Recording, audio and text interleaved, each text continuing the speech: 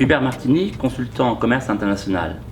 Voilà, je suis ravi de vous présenter la nouvelle édition de l'ouvrage Crédit documentaire, l'aide de crédit stand-by, caution et garantie, ouvrage qui a été créé il y a 12 ans, qui a connu un vif succès et qui vient de ressortir sous forme d'une 3e édition. Cette 3e édition, comme les précédentes, est un ouvrage collectif sous ma direction et qui a été largement transformé pour tenir compte de l'évolution des pratiques bancaires en matière de trade et en tenant compte aussi de l'environnement international réglementaire. En effet, cet ouvrage qui comportait historiquement que 2 parties, une partie liée à la sécurisation des paiements, donc crédit documentaire, l'aide de crédit stand-by, une partie concernant la sécurisation de l'acheteur au travers des garanties et des cautions. L'ouvrage a été transformé en 3 parties. Une première partie qui reprend la sécurisation des paiements à l'export, mais aussi maintenant à l'import, en tenant compte de nouvelles pratiques telles que par exemple l'UPAS, le financement des crédocs à moyen et long terme. La deuxième partie, toujours consacrée aux cautions et garanties, a été légèrement allégée pour tenir compte des pratiques et avec de nombreux exemples rénovés. Et une 3e partie a été ajoutée, totalement nouvelle, qui a trait à la conformité, qu'on appelle en anglais la compliance. En effet, ce dernier domaine a été très longtemps réservé à des spécialistes qui étaient des érudits en matière de compliance.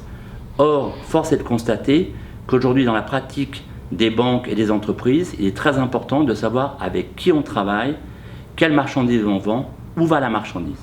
Et donc, nous avons souhaité que les banques et les entreprises puissent avoir des repères sur les pratiques internationales, sur la réglementation, afin d'adapter leurs pratiques quotidiennes, leurs négociations de contrats à ce contexte évolutif. En effet, la compliance, c'est le respect de règles internationales, de décisions prises par des États, par des groupes d'États, par exemple les Nations Unies ou l'Europe, concernant des mesures de sanctions ou d'embargo. Bien sûr, ce n'est pas des mesures discriminatoires, ce n'est pas des mesures de boycott, ce sont des mesures qui ont été prises de façon totalement légale afin de contraindre un certain nombre d'États de rentrer dans des pratiques plus saines et plus régulées. Alors, en ce qui concerne la conformité, cette nouvelle partie qui fait presque 140 pages est extrêmement opérationnelle et elle est illustrée par de nombreux exemples, par exemple en matière de clauses discriminatoires, en matière de contrôle des opérations, sur la nature des intervenants, sur le nom des bateaux, sur les personnes qui peuvent être sous sanction ou sous embargo. Et cet ouvrage contient non seulement le cadre législatif, mais contient aussi des grilles de contrôle, des grilles d'analyse que toute banque, toute entreprise peut adopter pour être en conformité.